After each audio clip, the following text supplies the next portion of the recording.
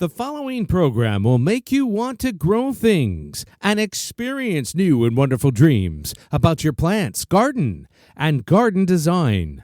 Listener participation is always strongly advised.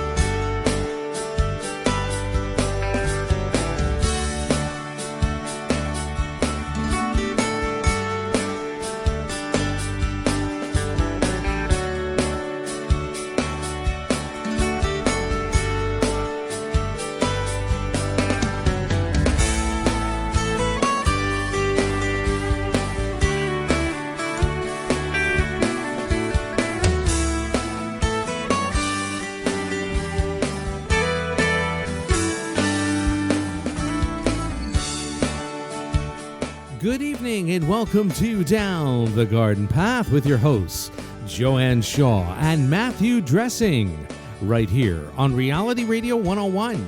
To get on board live this evening, send us an email right now. Our email address is instudio101@gmail.com.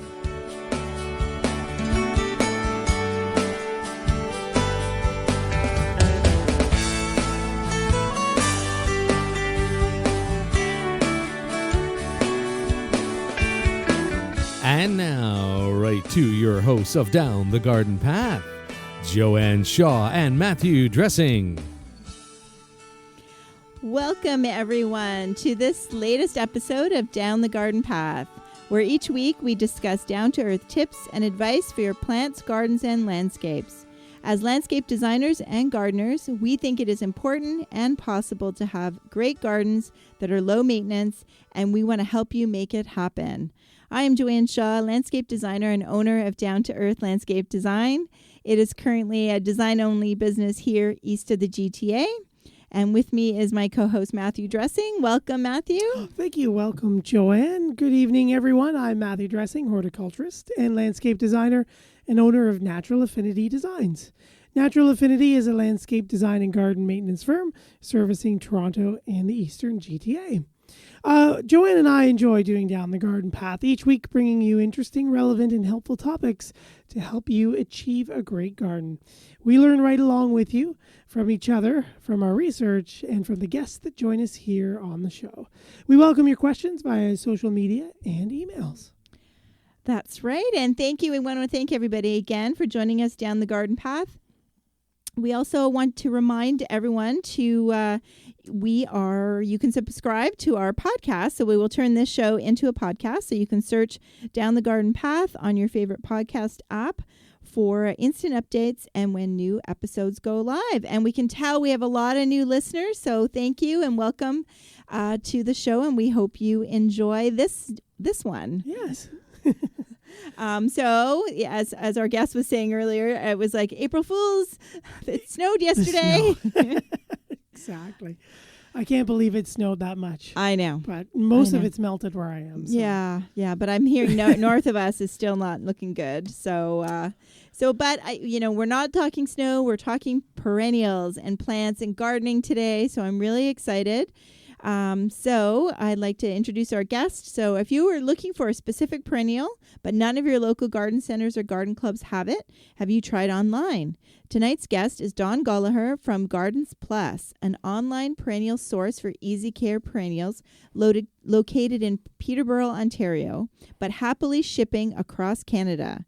As always, we invite you to send in any questions for Dawn about Gardens Plus, their tours of their gardens there in their award-winning gardens in Peterborough, Ontario, and events, and growing happy and healthy perennials. You can email those to instudio101@gmail.com. And some of our longtime listeners will remember Dawn. She was been on our show in 2016. And that was a great episode celebrating her 20th year in business. So welcome back to the show, Dawn. Thank you, and thanks for having me. I'm excited to talk gardening, aren't you? Oh, my goodness, I know. Can't wait to be until we're planting them all. Yes, I think we have a little bit of drying up to do before we can start planting. Oh my goodness, yes. So did you want to, and Matt, I know we'll introduce the two of you. Did we start off and you can just tell us a little bit more about how, what made you want to do a garden online store? Sure. So the business evolved from, so in 1995 it was registered, and we actually just did garden installations back then.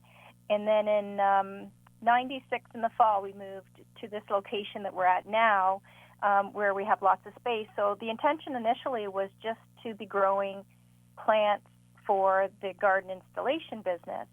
And then a lot of customers were asking, where did you get this, or their friends or whatever. Long story short, we decided just to open up on weekends retail.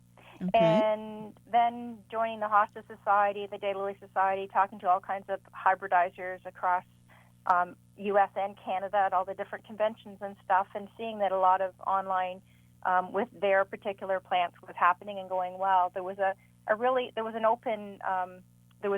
space where there was room for someone like us that wasn't doing the expensive hybridized introductions like they were, just, not the everyday ones like, Happy Returns and Stella D'Oro, Daylilies and common hostas, but there wasn't very many of them doing the specialty plants, the specialty hostas. Right. So we started with a paper catalog, which I still have a copy of, which is pretty funny, in 1999, and that's when I started doing the mail order. I don't recall how many varieties, but not many compared to what we have now. And when we moved to this location, we didn't really have a lot of gardens. So as we started putting in more display gardens, we started really getting out of the things like, they're pretty, astilbes, they're gorgeous, but they need a lot of water. So our focus is on things that are really drought tolerant. So that's when we started adding to our website, which we started in 2000. That's when we zoned in on things that were easy care. Oh, okay. And it's every year it grows. We redid the site in 2015. Somebody said to me, "Have you ever shopped on Amazon?" And I said yes. And they said, "Well, it'd be really nice if your site could be like that." Oh, great. Yeah, I'm going, okay, well. Sure. That was nice of them. I don't know how to do that. So I called up a designer and a web designer guy, and we had a cup of coffee, and I told him that, I'd had the site. The site previous to that is something that I had built and added to every year, and I wanted my customers to feel like they were landing on the same site.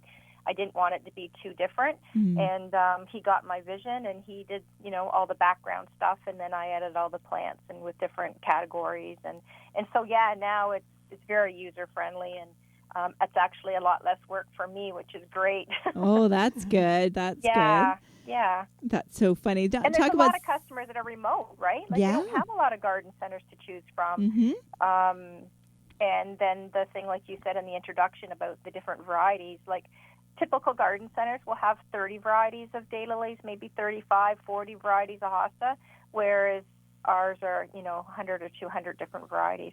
Yeah, actually, I don't think, Dawn, that they're even carrying that much anymore, even some of the larger ones near me. Oh, wow. And, and Matt works at a garden center, and he's shaking his head. 35, 40. Oh, my God. I'm having a heart attack. You know what? Nowadays, we don't. It's really... which is great for you, right? Because you can pick up that niche there of those plants. But the garden centers are carrying everything else. Like, we do a little bit in shrubs, but we don't do a lot. And they're obviously we don't ship shrubs. We don't ship grasses. We don't ship bleeding heart because they're a little fragile to be throwing in a box, right? But we don't carry on site annuals at all. We don't sell trees. We don't sell. There's a lot of different things we don't do. So, there's no way that the garden centers commercially would have.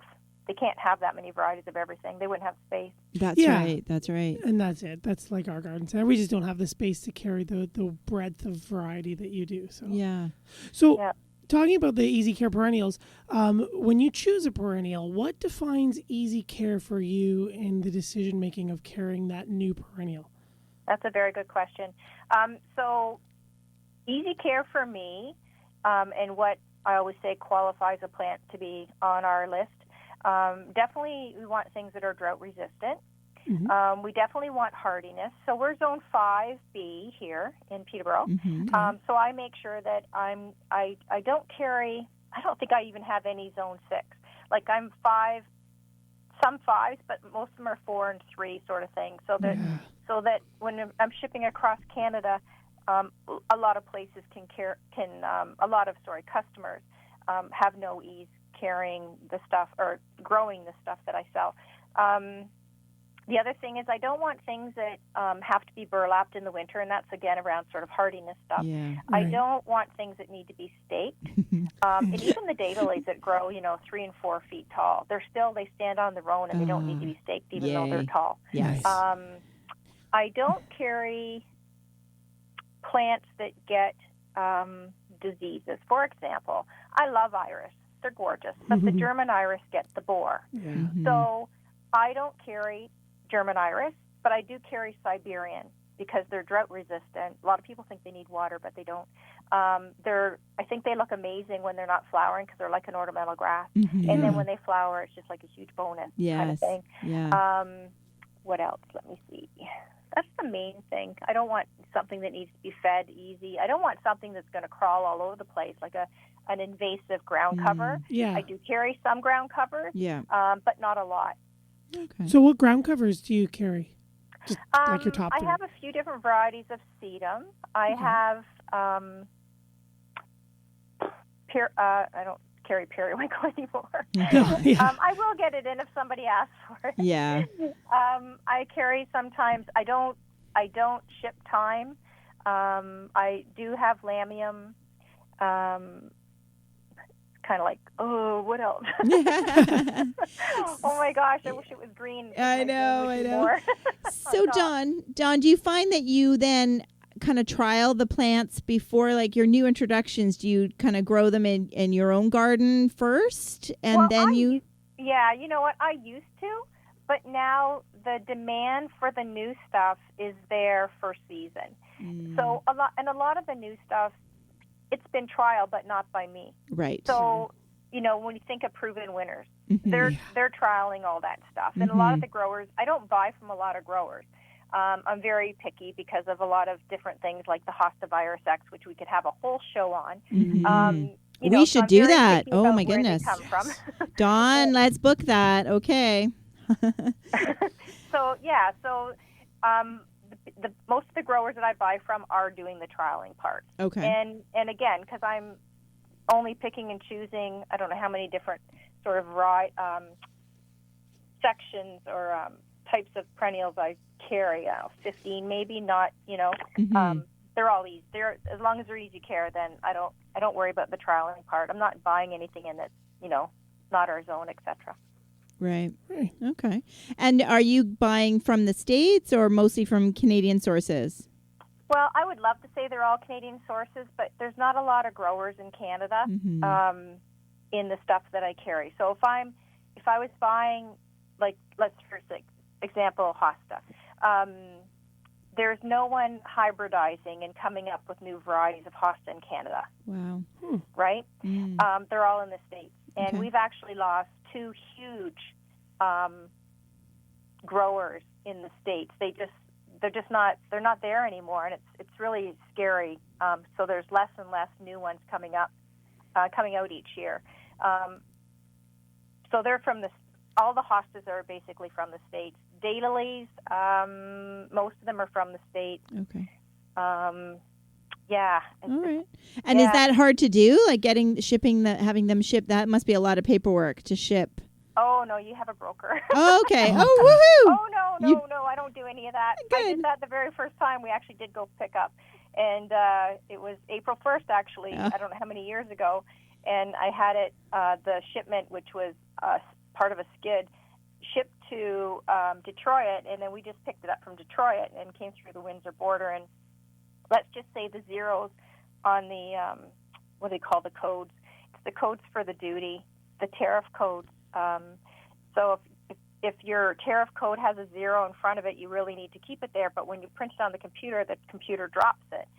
And the zeros, without the zeros, meant I was bringing across clothes. With the zeros, meant it was plants. Oh. So it wasn't a very good situation. Anyways, after that, we get them shipped, and they're in, refrigerated trucks, whatever, that need to be, they're, yeah, they come in perfect shape. Good. And they're dormant, though, right? Right. They come at this time of year. Right. Yeah, and the broker takes care of all the paperwork. Okay. Excellent. That's great. I just Delegate. get the bill. Yes, you delegated that headache. Woohoo! Yeah. Yes. We learn. Yeah, that's right. That's right. So when have you started receiving shipments? Yep. We're potting, and the greenhouses are filling up. Exciting. How big is your staff that you have to pot up and prep all your fields and take you through the year? We've expanded our staff actually this year, and we've got 6.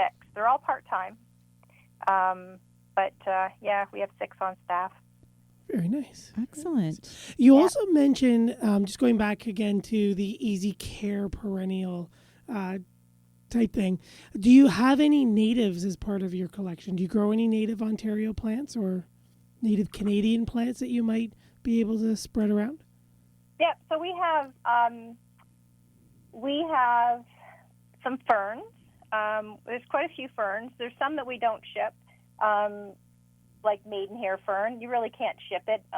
You probably know what maidenhair looks like. Mm-hmm. And there's just no way, the way the fronds come up an umbrella out, that it would look like that when it got to somebody's house. Because we're shipping plants. Like, we're not shipping dormant liners like some companies do. Right. But we do carry bunchberry. We have butterfly weed.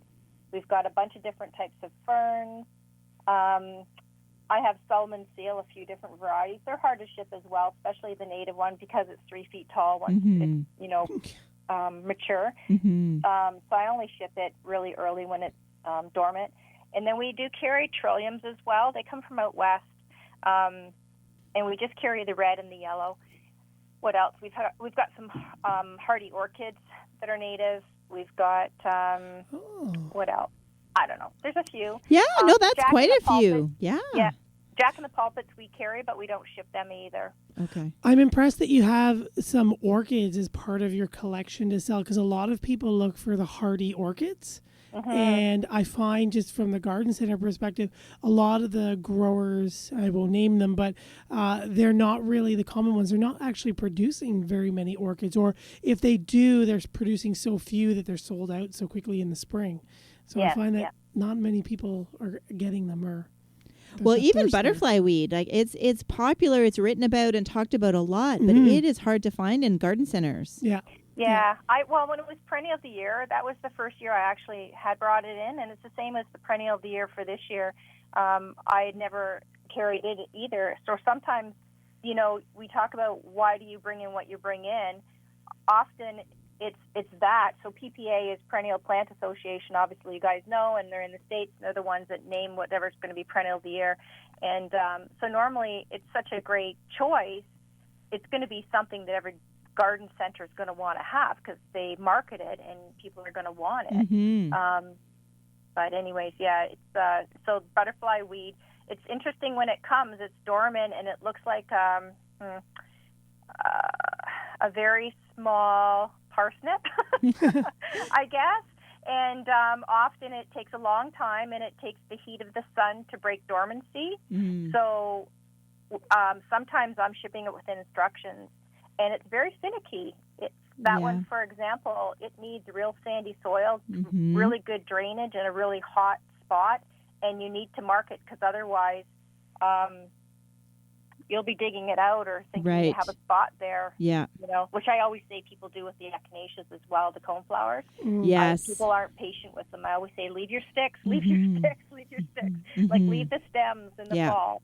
Yeah, so I started doing. there. Yeah, I started doing that after. I think that's one of the things I learned from you in one of our previous shows was to leave the echinacea, because I was like, why can't I grow this? Like this is ridiculous. All my clients can grow it, and I can't seem to grow it. But we were weeding it out in the spring. So and I've got slides of it, like what it looks like in the spring. I mean, there's nothing there, and I mean you can see the stems, and then next thing you know, there's a little leaf. And if you didn't have the stem there and you had that little leaf, it just looks like anything beside it, right? Right. But yeah, it's interesting. And then all of a sudden we get the heat, and then the dry, and then they're spectacular. They bloom so long. Yes. That's there's a few things that people go, easy care. How come she carries this? And that's definitely one of them is coneflowers. And I know when I do talks, and even on my website, probably somewhere, it tells people that I'm always the tips just kind of ramble out of my mouth. Even when I'm selling here, I always tell people, leave them in the fall so that you don't lose them. And the other thing is Magnus, the warrior coneflower. It reseeds. So if you have it reseeding and you've got a whole bunch of fancy new ones, you could actually, Magnus could choke them out, like the orange ditch lily choking out your hybrids. Same thing, right? They're so aggressive and they're all nice, but yes, there can't be too much of a good thing. yeah. Oh, that's great! Wow. So, do you have a lot of new perennials this year? Yeah, I think I haven't done it lately since I finished the website, but I know at one point I have a search box on the website, so I put in new, and that's all the new ones, and it was like about 140, but I'd added some other ones after that, so there's there's probably 150 new varieties that I've never carried before. And what do you have new this year with you guys at Gardens Plus that you are personally really excited about? What are you looking forward to growing? Oh my God, I'm so excited about all of them. I know, right? It's so hard not to be excited about all of them. Yeah. So Empress Wu Hosta, right? It's been around for a long time. We've carried it probably for 15 years. It's sort of what they say is the big one that's available in commerce. It's very I'll say it's common. It's probably not that common, but it's common in my world. But now there's a new one called Wulala, so Wulala, and it's a margined variation of Empress Wu. So it's going to be large, or we'll call it extra large or huge, but with a light edge. Oh, neat. And is it like a white or a cream or a yellow? What's that? What color is the variegation on the edge? Oh, apple green edge and blue-green leaves in the interior. Nice. Oh, that'll be sharp. Yeah. But that's the other thing about, that old saying, first year it sleeps, second year it sleeps, third year. It leaps, so with this one, it's not the 3-year thing, it's like 5 years. So it really does take a long time. Those bigger hostas take a long time to mature. And even at 5 years, it's not going to be mature, but you're going to definitely see the difference in it compared to, the first, second year. Yeah. There's another new hosta. I love the hostas that have fragrant flowers because I'm not big on flowers on hosta. Yeah. But the fragrant ones have white, beautiful, almost like they're almost like a lily flower. They're always white and they smell like a gardenia. But if you remember stained glass, so it was perennial or hosta of the year, maybe 1996, and I'm just guessing. I don't remember what year. But there's a new one, and it's another proven winners, but it's etched glass. Okay. So same fragrant flower, same interior. It looks like stained glass. So I call it tritone, where it's gold in the center, and then it kind of bleeds out into the green on the edges. But it also has a fragrant flower. But the great thing about it is it's slug resistant. It has very thick leaves. So any of the hostas, if anyone has issues with slugs or snails on their hostas, if you grab the hostas that say they're slug resistant, that means the leaves are thicker, and those pests don't go to them ones. They go to things that have thinner leaves. Yes, those green and white variegated ones that everybody has, and everybody was given, and everybody shares with everybody. Yes, that's right. Crazy. So crazy. Well, that is it's amazing that there are still new hostas and there's new, because there just seems to be so many. But and I love the names: etched glass, stained glass. Yeah. So just going to, we were talking about maturity of the hostas. What about when you ship your plants? Do you ship them at a certain maturity, or is it just like when they come in this year, they'll root, you'll sell them? But do you ship them at a certain maturity? Do you have them on site for a certain length of time? Or how mature are they when you receive them like this year to ship them later this year? So both, because we, so for Hosta's example, Daylilies, even some Coneflowers, the new ones, we're just getting them in now, and they'll be mature in their pot by the time we're shipping them. I don't have them on site because they weren't available last year. Now, there's a lot of other Hostas and Daylilies and Coneflowers that have been in the ground here in the stock beds, so they would get shipped, same thing. But Daylilies are normally, so with Daylilies, it's a fan count. So how many, gardeners would probably call them shoots, but Okay. it's basically per fan. So normally with Daylilies, you get 2 or 3 fans when you buy a daylily. All right. Right. So for a daylily, I would soak the roots overnight usually. If they're going out west, definitely, like going out west or like PEI or BC, right, where they're going to be in the mail for a whole week. I soak the roots. Hostas as well, we soak the roots overnight. And then for daylilies, we would trim the leaves, and they'd be coming right out of the ground as I'm processing orders for the day, so to speak, right? And then hostas, we still soak the roots, but then they would get bagged with some ProMix that's been moistened. Okay. And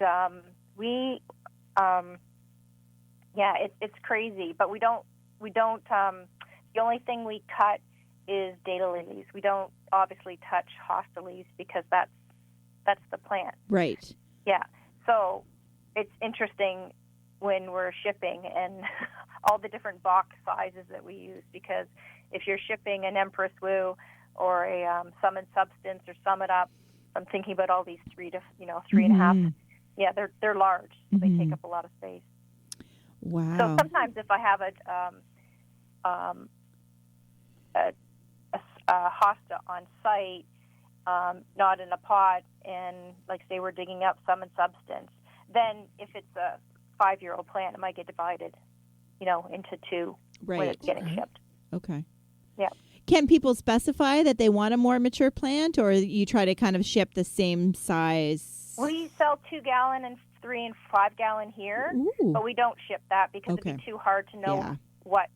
It'd be too complicated, even the whole shipping process. Right. I'm not a big factory, and all the employees aren't here at once. It's not like it's not an assembly line kind of thing. Mhm. It's Inspector 12, which is me. I always say what I want you to feel like when you open your box of perennials is like Christmas. Ah. I want you to feel like you came here and picked them out yourself. Oh, excellent. Well, that's You know? wonderful, Dawn. Yeah, and that's how people come back. Like, Yeah. I mean, the business, anybody that's in business, it's you. It's your, you want everyone to be satisfied and not felt like they bought some little slip. Right. We don't sell those little things. We don't, Right. and we don't, you can buy in different grades as well, right? Like in the daylily world, there's grade 1, 2, and 3. But Yeah. grade 3 probably won't bloom for a couple of years because they're small. They're just little offshoots. Mm-hmm. So we're always buying the big size. Okay. Okay. That's great. So, Dawn, we're just going to pause because I know our listeners have lots of perennial questions, despite maybe the weather is turning a little people off. So just if you're tuning in now, we're here with Dawn Golloher of Gardens Plus. Dawn, do you want to maybe tell our guests where they can log on now and just learn a little bit more about you? Sure. So we're on all the social media platforms like Instagram and Facebook, and we love when people follow and share. We even have contests and different things from time to time. But our actual website is www.gardensplus.ca. And remember the S in gardens. Yeah. I'm not sure where it's going to take you if you don't put the S. It's not us. That's right. And I think it's great because you are right. Dawn mentioned earlier in the show that there's not every community in Canada has a large garden center with a large variety of plants that are hardy to our climate. available. You're not going to get easy care, good quality plants at big box stores. I'm sorry, people, you're just not. Many of us love to support local and love to support small businesses. So please check out Dawn's website, and when you're ready to, when you're looking for those perennials, or if you're interested in, Dawn, I'm sure you get feedback from clients about what, about a new thing and whether you're going to get it in or whether, that type of thing, if people are looking for something specific. Yes, actually, and often that's where some of the new items that we do bring in that are kind of, not a strain that we've, like, for example, we talked about Siberian Iris. Mm-hmm. I had a customer, she just sent me a picture of a Siberian Iris. She got it off somebody's website or off a garden magazine or whatever it was. I don't remember. It was probably 5 years ago, but she sent me a picture of it, and then I looked it up, and one of my suppliers had it. And I brought it in, and lo and behold, I'm still carrying it to this day. And trying to think, I think it was Blue Crush. I've got so many different perennials. It's kind of crazy and all over my head right now. They will be once we open, that's for sure. Yes. But, and there was another one. I don't carry it anymore, but it was a columbine, and it was a girl's grandmother's name and her name because she was named after her grandmother. And it was Dorothy Rose, and it was the sweetest little pink hose-on-hose little columbine. Yes. And, so it's interesting because, often that's the thing with, it was actually Pink Parfait was the Siberian Iris that I brought in specifically for a customer, and then still to this day I still carry it. Oh, that's great, because that's something that you can go to the large garden centers and they can say that they'll try to do it, but they just have so much else on their plate. Not to say that you don't have a lot on your plate. No, but I understand what you're saying. For sure. Yeah, definitely. So you're set up. More of a personal touch. Yeah. And I know when we were redoing the website to be like this way, that was one thing my husband said, don't lose the personal touch, because I'm like, now I don't have to type my own invoices, the system's going to do it. But everyone still gets a personal email when they submit an order, whether it's pre-ordering for pickup, which is an option, or to get their order actually shipped to their home. And the other thing is if you send me an order and you live in Niagara area, and then the next person sends me an order, and let's just say it's January, so the orders are just starting to come through, and somebody sends me an order and they're in PEI, I'm not shipping the first day of shipping to both of those customers. I know PEI isn't thought out until the first week of June, right? So my email to them is, we're tentatively setting this date, and it's what works as far as my experience and what we think their weather's going to be. But if there's any issues and you want me to hold it to another, like I want to ship it when they're ready to plant. Right. I don't want to ship it for them to have to put in a pot. They may as well have went to a garden center then. Yeah. Right. You're trying to save them work. Basically, Yes. Ship it, plant it when it's cooler part of the day. Yes. Water them in, and then water accordingly depending on what plant it is. Okay. That's a nice personal touch. You've Yes. got their success in mind with your product, and they're going to definitely remember that and get a good feeling from that. Yeah. Yeah. So speaking of shipping, George writes in, are you shipping already? No. Yeah, right. George. So, George. God, no. George, no. So, but you have nothing going even to like the West Coast, for example, where it might be a little warm. No, Okay. because a West Coast order wouldn't have just everything that's in a pot that just came in. Right. Right? And they're Yeah. all dormant. I'm not going to ship something dormant because it's a little tricky to get things to break out of dormancy. Yes. Yeah. Right? Yeah. It's a little different when it's in the ground the next year. So we start shipping our first orders. Usually it's the first week of May. Okay. And normally you're right, it is BC that's getting their orders. First. Like I save those for shipping days, obviously, for BC because they're the ones that can handle it. Mm-hmm. But sometimes on my end, Mother Nature hasn't cooperated. So if they've ordered a hosta that's in the deep shade and it's not up yet, Yeah. that's where I'm emailing the customer and saying, I'm sorry, I have to hold yours for another week. Yeah. So Because I don't ship the hosta dormant. I ship once it's leafed out. right. And then the other side of that is we're getting into March. Well, sorry, we're in April. Some of the ship dates, like early May, mid-May, they're maxed out. They're even more maxed than they should be. So okay. now I'm having to put them in, still, looking at their zone, but it's just not humanly possible to do everybody's order. Right. And I only ship Mondays, Tuesdays, and Wednesdays. Okay. Like, I'm also retail, right? Right. So we can't be shipping and be open at the same time, although we do that on Wednesdays. But a lot of the preparation happens after hours and before hours. Okay. So but we're not shipping you are yet. taking Don't ship orders, until- right? What's that? Sorry, you are taking orders. Oh, so yeah. George, you can place January. orders, but you just need to wait. And you are great at picking on when. So it's going to ship when it's ready to ship and when you're ready to receive it. So that's a good thing for all our listeners to know. Yep, that's right. Yep, and if they live close enough, which some of your audience would for sure, come for a day to the Kawarthas. It's beautiful here. So then when you're ready at home to plant and you're planting all your other things and you're ready to come and get your order, if you want to take a drive or whatever, so you can input an order now and go, okay, well, I'm going to come and get it sometime in May. And then I just ask, then when I email them to say, just email me a couple days, give me a heads up, because some of their stuff might still be in the ground. And then I'm digging it fresh, putting it in a pot because they're picking it up. Right. And then we keep it in all the plants that have been pre-sold go in a different greenhouse so that I can't, Yes. somebody comes along with a designer's layout from you guys and they want 3 flats of something, and that's my last 3 flats. And meanwhile, Mrs. Smith and Mrs. Yes. have ordered 3 of them. So, orders are pulled right away before we open. Oh, that's good to hear. Yeah. Yes.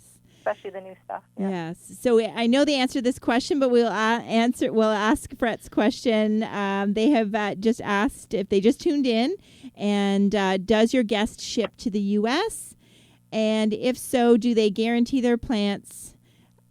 They go on to say they purchased plants from catalogs before and the plants were bad. Yep. So that's they're both great questions. Yes. The U.S., no, we don't ship. And one of the reasons we don't ship to the U.S. is because there is a lot of extra paperwork, and it could get held up at the border. No matter how straightforward and perfect the paperwork is and the plants are, it could still get held up. And if it got held up, then it just is a complicated situation with the follow-up, the tracking. Obviously, I'd have to send the plants again. So we don't go there. We have enough business in Canada. So I'm sorry, we don't ship to the U.S. But there are places in the U.S. that have lots of the stuff that I'm selling. I mean, Hostas for sure, because a lot of them, like I said, come from growers from the States. And as far as the guarantee, our guarantee is that we're going to sell you a healthy, happy, good value plant when it leaves here. And the zones are on most of the plants on my site, so it's up to you to know it's up to the gardeners to know their zone. And if there is an issue with the plant when it arrives, I want people to let me know right away. Okay. I haven't really had that type of an issue. I've had once where, we'll say Mrs. Smith picked up Mrs. Pink's order and then brought it back to the post office. She got the card on her house or in her mailbox, and it was the wrong person. So there was a little bit of a delay there, but it was all to do with the post office. It wasn't us. Anyways, everything turned out okay. Okay. But if somebody plants something and it's not doing well, I want them to contact us so we can rectify the situation, because sometimes people water too much. Sometimes they'll put maybe a hosta in the full sun and it'll burn. There's all those kinds of things. So, yeah, we don't guarantee our prices. We don't mark up enough to do that, but we don't really ever have any issues. We have tons of comments on our site, and you can Google us and look at all the reviews. We certainly do care, and we do answer emails. Wow, well, that's great. Whoa. Woohoo! Well, that ties in. Because people say, thank you for answering. I'm going, what do you mean? Well, I'm waiting to hear from this one. It's been 3 weeks. Oh, gosh. Yeah. Like Joanne was going to say, speaking of tying into reviews, Peter's written in, it's so good to hear about a reputable nursery here in Canada with a good customer service. Thank you. Peter will definitely be purchasing from Garden Plus, and a big thanks. Oh, that's awesome. Yeah. That's so cool. So that's great. And it's integrity. I don't get the people that don't answer the emails. I don't get, I mean, there might be where, I'm stuck out in a greenhouse or I'm doing this or that or, and I don't get back to you for like the next day, but sometimes I'm answering emails on a Sunday or a Saturday or in the evening. I care. Yeah. I think that's the benefit of small business, right? You're a small business owner, and it's different than a big chain store, certainly way different than a big box store. Yeah. So I think that's, something, we really need to promote, and that's why you're here, because we want to promote it, because there's a lot of new gardeners out there too. So I think that your niche of easy care perennials, easy care hostas, your wonderful customer service, I think that's something really needed. Yeah. And not all perennials are created equal. And the ones when you're lining up in the big box store and that flowering thing beside you at the cash register looks good right then for those 10 minutes. But that does not mean it's going to look good or that you know where to put it in your garden when you get home. So definitely check. That's key. The whole thing about lighting. Some people, they fall in love with something that's been blooming. And for us, the problem is a lot of our stock, not my stock, but the stores that bring in the plants that are pre-potted from the bigger growers in the Niagara area, they're growing warmer, they're forcing and all that kind of stuff. And it's just not the same as when you break dormancy with a plant that comes in and you bring it up in slow like it's coming up in your garden. Like we just keep the heat very low on the greenhouses when it's, we keep it to like 5 degrees, that's it. Okay. And we try to keep it consistently at, 5 to 15, that's it. So even during the day when it's really sunny, we're ventilating and opening up the sides and doing all that stuff so that it's basically the plants that come in that are dormant are being treated the same as if they're in your garden. And do you find you have echinacea blooming in May? Sorry. Yes, yes. Bloom in June, July. That's when they're going to bloom. Yeah, definitely. That's when they should bloom. Yes. And do you find you have to do you kind of have all these backup plans for when Mother Nature doesn't cooperate? Oh, Joanne. Yeah. Let's talk about April 15th last year. I know. We all remember that date. We can complain about March 30th. And everybody who's complaining about March 30th, I'm thinking, oh, people. I know. Did we short memory, eh? April 15th. Man. I do not want to ever live through, no offense, I love what I do, but that weekend I was not loving what I was doing. I was doing two things. Yeah. I was at the Peterborough Garden Show with my booth, and I was taking care of the plants here, and between hubby and I, and we were back and forth, and then a speaker didn't show up, so then I was speaking at the garden show, and it was fine. I love that, right? I offered, I can bring my, talk on a USB and no problem. I love doing that stuff, but it was like, I couldn't wait for things. And then things were frozen for more. Oh, it was like just, because that was ice. That wasn't this was nice, white, fluffy, pretty snow. It was brutal. Yeah. And of course, it wasn't safe to drive, so no one was really coming to the show on the Sunday. First in there ever did they close the show they closed it at 2:30 instead of 4 o'clock on the Sunday. Oh, wow. Just because, vendors had to pack up and get out of there as well. And, yes. Incredible. Yeah. So just going back to the plants in your that you're growing, so for them being easy care, so do you have an elaborate irrigation system for the plants in your garden, or is that tough love? So remember the easy care part. Yes. So we have several holding. We'll call them holding tanks, but they're the ones you see at the farmer's field. So we have. We do not irrigate. We actually don't even hardly ever water our display beds. Excellent. We collect water, so we're collecting now. So we collect rainwater, and we have all kinds of. We have a 500-gallon tank, a 750-gallon tank. We have 14 45-gallon containers. We have a 1,500-liter, and when it rains, they're filling, or we're pumping to fill them up. So there's one that's in the woods. No one would probably even see it because it's green, but it's 750 gallons. And so with all this rain we've had in the last couple of days and the moisture with the snow melting off the roofs and stuff, we're collecting, and that's what we use for watering when the plastic is still on the greenhouses. Okay. And then we're a little different than a lot of other places. Our greenhouses are cold frames, so we actually pull the plastic back, and our 2 cold frames become our selling Hosta house and part shade perennials house. We put shade cloth on. So the pots are getting watered when it rains, and when it's not raining, every 3 or 4 days we have to water, but we use the rainwater. Excellent. Yeah, Excellent. so the gardens very rarely, I basically depend on rain. Right. The last year was not very nice to them. Mm-hmm. Guess what? It doesn't matter because they're easy care. Mm-hmm. They're fine. They're fine. Yep. Wow. That is great. Tough love. I mean, that's good. It is tough love. You're Yeah. right. Yeah. But you're in the country, so it's not, you know what I mean? So you're having an elaborate irrigation system isn't practical or economical. No, we'd have to have a second well. Yeah, for sure. So so it's great that you've got some strategies, for those emergency drought times of And the we year. can buy water. Like I can get the water truck in if we For had sure. if we happen to go through all of our saved water, because every time it rains we're just topping them back up. Mm-hmm. And if we ran out of water in those containers, then you can get the water truck in, and they'd top them back up for us. Have you had to do that ever, like very often at all? No, twice. Good. Phew. Nice. That's good. Knock we on can some also wood go there. get- Knock on some wood, Dawn. Yeah, I mean, there's years where we went and got water ourselves, just throwing one of the containers on the back of the truck. We've done that. Okay. But it was to always water the pots, because it's the stock that we're always concerned about. Right. And the pots dry out faster, Okay. Oh, yeah. Okay.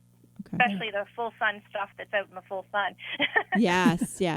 Now, when do you stop sending, mailing out? So you must. Yeah, so we have a season. Okay. Yeah, definitely. So we take orders. We'll have a cutoff date for orders probably sometime in June, and then anything, and then we'll finish shipping up usually into early July. If we have a heat wave, we don't ship. Okay. We'll hold until a cooler week. That's why there's always an advantage to order earlier before the season if you can. It gets you your plants for sure because they're reserved in your name, and you're getting them in better weather. So yeah, if we get a heat wave, then we will stop shipping that week and carry it on when it's cooler. Okay. We used to ship longer into July. We just don't want to do that anymore. It's not worth it for the plants, and we want people to get their plants and settled before the August, because August is usually so hot and dry. Right. Mm-hmm. Although it's not always consistent either. Yeah. And then we'll start taking orders again. Once we close the nursery here in the end of July, we'll do a revamp, because what the website is actually our inventory is on the back side of the website.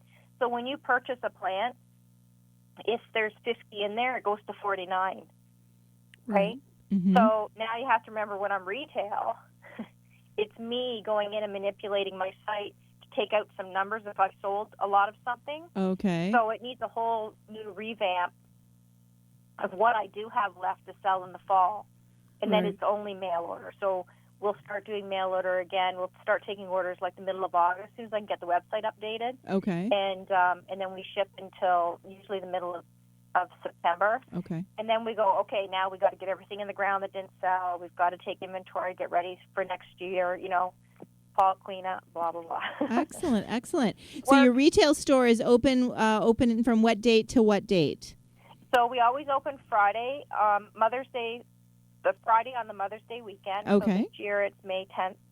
And then we close the last Sunday in July. So this year it's the 28th of July. Okay. And then you'll we're open back up. 10 till 4. Okay.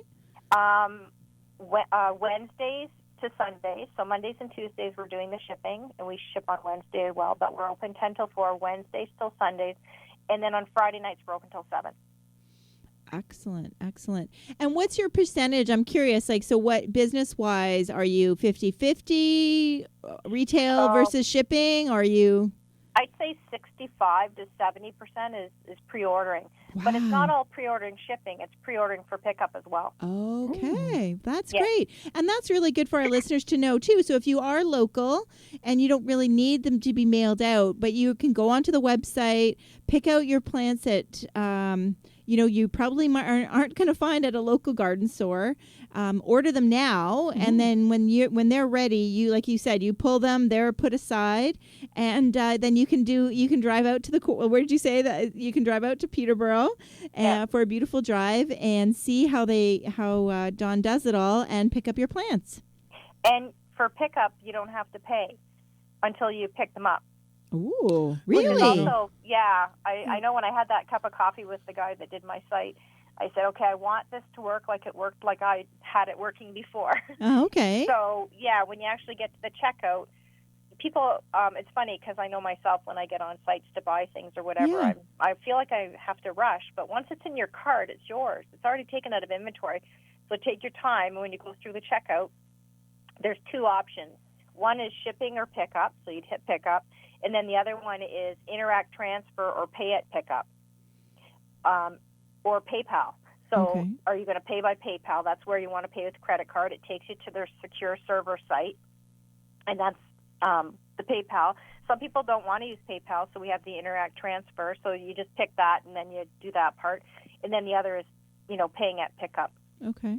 Which, what if they don't come, though? Like, how long do you kind of have a date, like a deadline? Well, I would hope people would come by the end of June. Okay. But if they know that they're going to be coming in July because they're, attending a wedding in Peterborough or, whatever, then just let me know and I'll hold it. At some point, I would send them an email and just ask if they still want their order. Okay. Because, sometimes I would think, best of intentions, right? Yep. So, and then you can just easily put that back into inventory and you don't have to worry about, returning money and all of that. That's right. Excellent. Yep, exactly. Yeah, and if they get here and they want to add more into their tray or whatever, that's not a problem either. Yeah. Good thinking. Yeah, well. So I know you have a secret recipe for Hosta, so we're going to ask you about pests and easy care, so they're drought resistant and non-invasive, but sometimes we have some issues with pests. Yep. And is that part of the easy care, or I know you have a magical Hosta solution that you could share with us. But and it's on my website, so as I explain, you don't have to write it down. It's on the Q&A section on the website. Oh, good. So I love doing this in a talk, and I love doing it at this time of year. So I stick out my thumb. So that's so basically the solution is 1 part household ammonia, which you find in the cleaning aisle of your No Frills or whatever grocery store you have. Okay. They only sell lemon scented these days, but that's fine, no problem. So 1 part that, and 9 or 10 parts water. And normally people are, depending on how much area they have for hostas in their gardens, normally they're just using a water container. And then you would make sure you have they call it a breaker, the thing that goes on the end that makes the water go out softly. Oh, okay. Yep. So do that in your container. And then when your hostas are just starting to come out of the ground, that's the thumbs up. So do it at that stage. Oh. And then I take my whole hand and put it upright, like when all the eyes are straight up, but they haven't leafed out yet. Right. That's the next stage. So do them at that stage as well. And do the ground all around the eyes. And if you hit another plant that's already out, because some plants do come out before the hostas, it's okay. Mm-hmm. And then when they're totally leafed out, do it again. Do it on top of the leaves and underneath. The solution dissipates quite quickly, but still don't do it when it's sunny. Oh, okay. So, in the spring, your trees sometimes haven't leafed out and your hostas are actually in a little bit more sun. Mm-hmm. Do it sort of, I'd say, after dinner or when it's an overcast day, because you don't want that solution on your hosta leaves and then the sun, because then they'll burn. Okay. And if you do see frogs or toads, okay, stop what you're doing, because this will burn their skin, and they will take care of your slugs and snails. If you see toads and frogs, they're going to actually be eating what you're trying to get rid of. Right. So there's not such an issue usually. Okay. Yeah. And then just kind of, hold back and keep your little bit of ammonia you still have. And then as you see any holes in any hostas in the future, just hit those ones in particular. Okay. You can do this quite often if you have a lot of gardens or a lot of holes. But I found we did that. We do it a little bit different scale, but we did it for like 3 or 4 years in a row, and then I hardly have any holes anymore. Mm-hmm. They just, word's out. They don't come to Garden Plus. The word is on the street is watch out.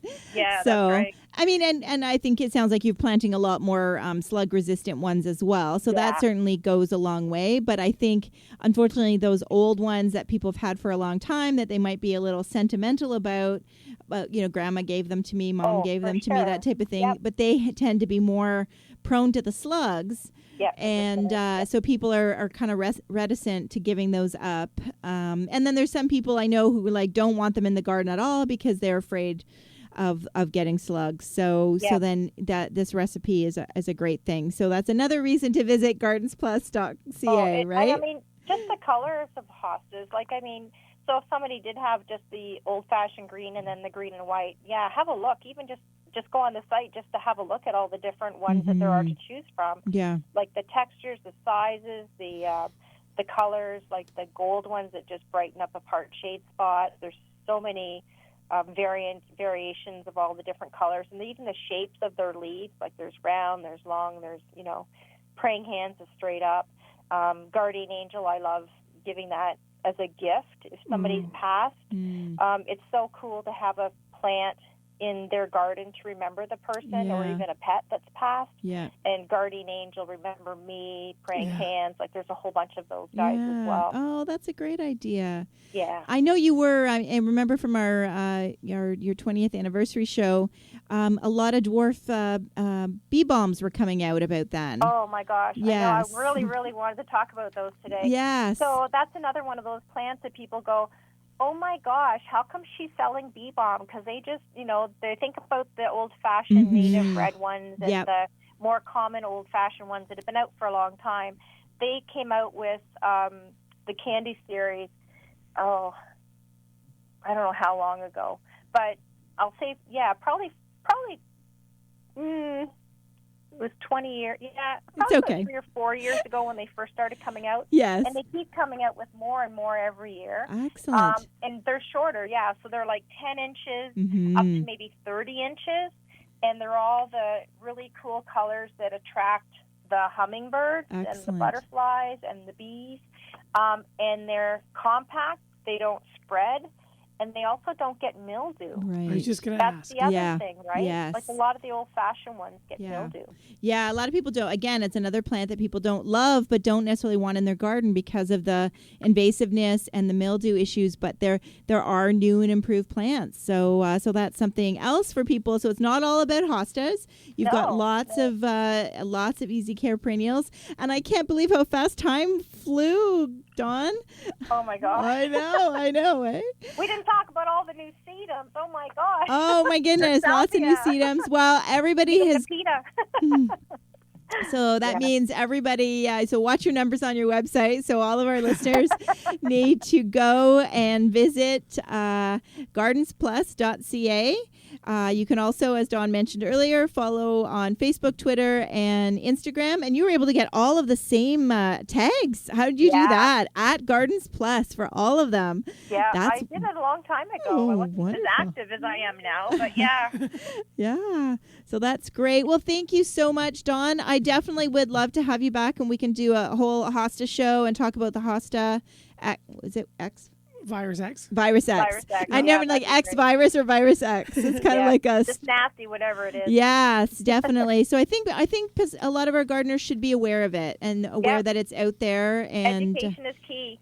Education is definitely key. And you were going to be at the Peterborough Garden Show, correct? Yep. And I'm doing a little workshop on the Saturday morning on dividing Daylilies and Hosta. Okay, perfect. I'm hoping to go on the Friday.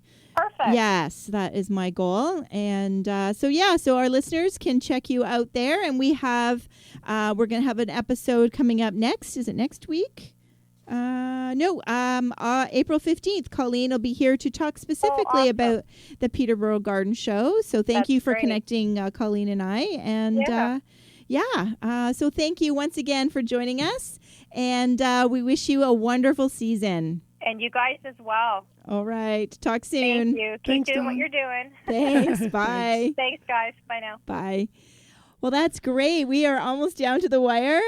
We want to thank everybody once again for joining us here. Down the garden path, you got it. Thanks, Fred, George, and Peter for writing in your wonderful questions.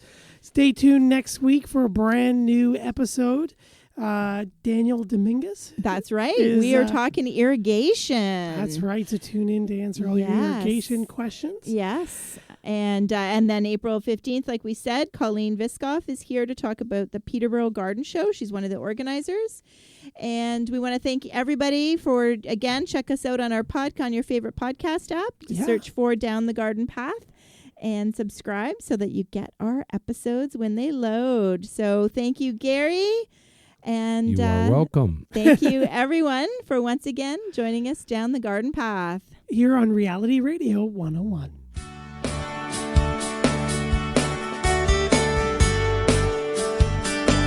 Thank you for listening to Down the Garden Path with your hosts, Joanne Shaw and Matthew Dressing, right here on Reality Radio 101.